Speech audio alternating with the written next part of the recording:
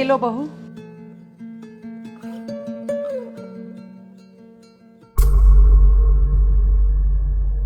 बुढ़िया रुक।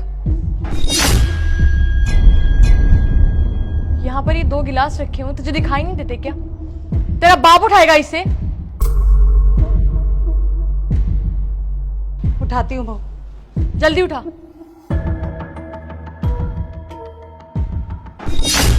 अब खड़े खड़े शक्ल क्या देख रही है? जा अंदर काम कर। अरे महक, कौन है ये जो तू इससे इस तरीके से बात कर रही है? ये मेरी सास है।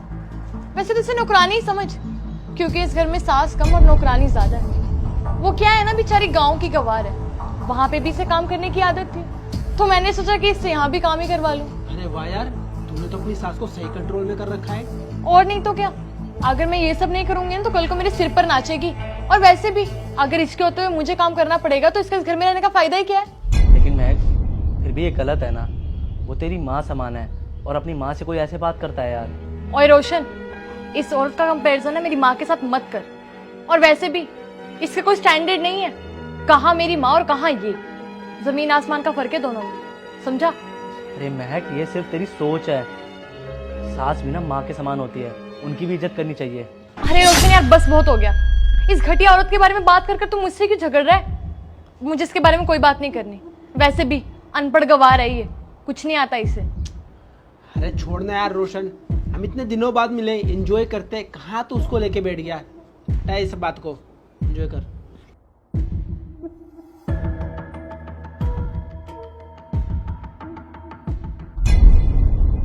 अरे भाई, एक टूथपेस्ट दे देना। दिनेश भाई, अरे रोशन, तू यहाँ पे? और कैसा है? मैं तो बहुत अच्छा हूँ भैया। घर में सब ठीक है ना? हाँ भाई, घर में सब ठीक है। भाई, आपसे एक बात करनी थी। हाँ बोल। भाई, अभी कुछ दिनों पहले ना मैं आपके घर गया था।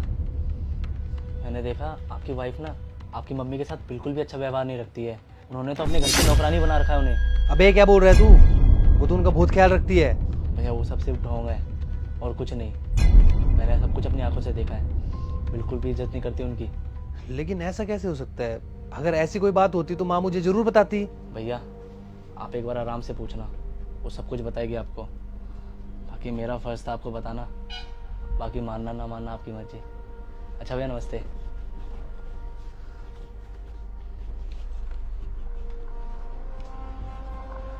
कितने पैसे हो गए भैया?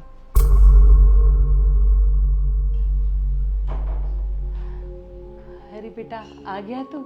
माँ, आप यहाँ पे खुश तो हो ना? अरे हाँ, माँ जी ठीक कैसे नहीं होंगी? मैं हूं ना माँ जी का ख्याल रखने के लिए। क्यों माँ जी? हाँ बेटा, मैं यहाँ बहुत खुश हूँ। ठीक है माँ। बुढ़िया सुन, खोलकर बात सुन ले मेरी। अगर तूने इस बारे में धीरज को कुछ भी बताया ना तो तेरे लिए अच्छा नहीं होगा, समझी? अरे धीरज, कहाँ गई तुम?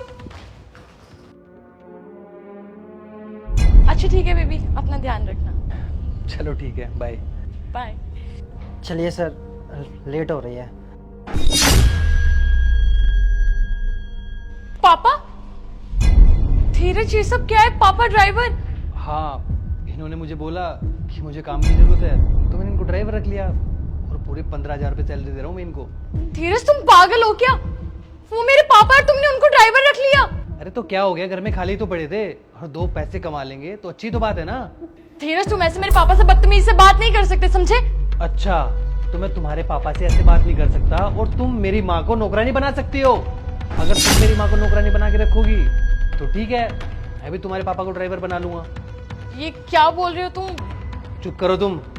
तुम्हें क्या लगता है कि मुझे कुछ पता नहीं है? मुझे सब पता है कि मेरे पीठ पीछे घर में क्या चल रहा है। मेरे सामने तुम ऐसे बिहेव करती हो जैसे उनका बहुत ज्यादा ख्याल रख रही हो और मेरी पीठ पीछे उनसे नौकरों की तरह काम करवा रही हो। और आज जब मैंने तुम्हारे पापा को ड्राइवर रख लिया तो तुम्हें बुरा लग रहा है? इतना भेदभाव करती हो तुम अपनी और मेरी फैमिली में। Dheeraj, I am really sorry, please मुझे माफ कर दो। मैं मम्मी जी के साथ बहुत गंदा बिहेव करती थी, लेकिन मुझे कभी रियलाइज ही नहीं हुआ कि मैं उनके साथ कितना गलत कर रही हूँ। लेकिन आज जब तुमने पापा के साथ ये सब किया तो मुझे समझ में आया। कि मैं कितनी गलत थी।